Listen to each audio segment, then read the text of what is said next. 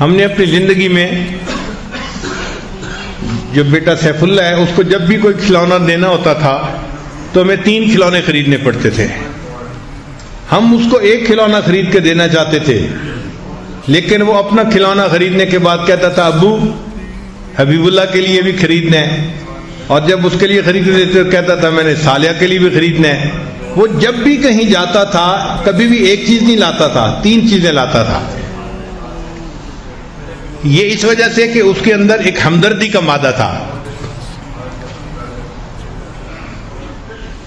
چنانچہ ایک مرتبہ ہمارے گھر میں ایک فقیر عورت آئی, بوڑھی عورت تھی دیہاتی, اور میری اہلیہ کے پاس بیٹھ کے تھوڑی دیر بات کرنے لگی کہ میرے پاس کھانا نہیں اور رمضان شریف آ رہا ہے, میں نے روزے رکھنے ہیں, میں نے فلاں ہے.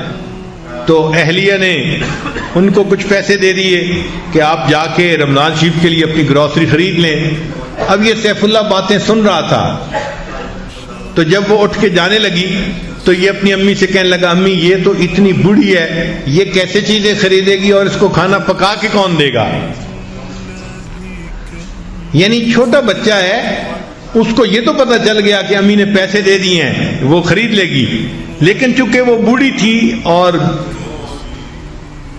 کمزور تھی تو یہ اس کو دیکھ کے کہہ رہا تھا امی یہ اپنا کھانا کیسے بنائے گی. تو پھر امی مسکرائی, اس نے کہا کہ اچھا ابو سے پوچھو, میں اس کا کھانا بنانے کے لیے ساتھ چلی جاتی ہوں. ہمارے بچوں میں سے یہ صرف سیف اللہ کے اندر خاص بات دیکھی ہے ہم نے. باقی بھی بچے ہیں وہ بھی بڑا کیئر کرتے ہیں, لیکن ان کو ایک کھلونا لے کے دیا تو وہ خوش لے کے آ جاتے تھے, لیکن سیف اللہ ہمیشہ 3 چیزیں ہی لاتا تھا. تو یہ صفت ہوتی ہے, اور یہی چیز پھر ہم نے دیکھا کہ سیف اللہ کی یہ صفت اس کی آگے اولاد میں آئی. چنانچہ حنانہ جو ہے اتنی دوسرے کی کیئر کرنے والی بچی ہے کہ کئی دفعہ میں اس کی عادت پہ حیران ہوتا ہوں. بہت زیادہ محبت کرنے والی اور سب کے ساتھ جو ہے وہ تعلق رکھنے والی. چنانچہ ایک مرتبہ میں اپنے کمرے سے باہر نکلا تو ڈاکٹر محسن صاحب کا بڑا بیٹا محمد وہ سرمد کو ذرا ڈانٹ ڈپٹ کر رہا تھا اور ہارڈ ٹائم دے رہا تھا. سرمد سائیکل چلانا چاہتا تھا گھر کے صحن میں, اور وہ راستے میں کھڑا ہو گیا تھا. اب سرمد رو رہا ہے, حنانہ بھی رو رہی ہے. میں باہر نکلا تو میں نے بچوں سے پوچھا کہ بھئی رو کیوں رہے ہو.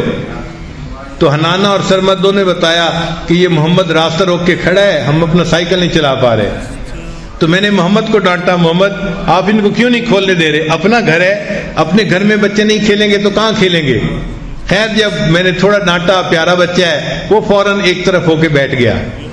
قدرتاً میرے پاس کچھ سویٹس تھیں تو میں نے کہا آؤ بچوں میں آج آپ لوگوں کو سویٹس دیتا ہوں. چنانچہ میں نے جو ہے نا بچوں کو سویٹس دینی تھیں تو محمد جو راستہ روک کے کھڑا تھا اس کو سزا کے طور پہ میں نے کہا کہ محمد آپ چونکہ دوسروں کو تنگ کرتے ہو, آپ کو میں نے سویٹ نہیں دینی. اب یہ بات سن کے جو محمد تھا ڈاکٹر صاحب کا وہ تھوڑا سیڈ ہو گیا کہ مجھے سویٹ نہیں ملے گی. تو میں نے باقی سارے بچوں کو سویٹ تقسیم کر دی. جب میں نے سب کو دے دی نا تو اس کے بعد حنانہ میرے پاس آئی اور مجھے کہنے لگی دادا ابو محمد کو بھی دے دیں. یعنی جس کی وجہ سے وہ پریشان ہو رہی تھی, جب اس بچے کو ڈپرائیو کیا تو وہ کہنے لگی نہیں نہیں آپ اس کو ڈپرائیو نہ کریں, اس کو بھی آپ سویٹس دے دیں. تو اس وقت میرے دل میں بات آئی کہ واقعی بچوں کے اندر یہ جو دوسرے کی کیئر ہے یہ ایک صفت ہوتی ہے جو بچپن میں پیدا ہوتی ہے, اور یہ بچے پھر بڑی عمر کے ہو کے دوسرے احسانوں کا احساس کرتے ہیں, ان کے غم کو اپنا غم سمجھتے ہیں اور ان کی خوشی کو اپنی خوشی سمجھتے ہیں. اللہ تعالیٰ ایسا حساس دل ہر ایک کو عطا فرمائے, ورنہ بہت سارے لوگ تو اتنے بے حس ہوتے ہیں احساس ہی نہیں ہوتا.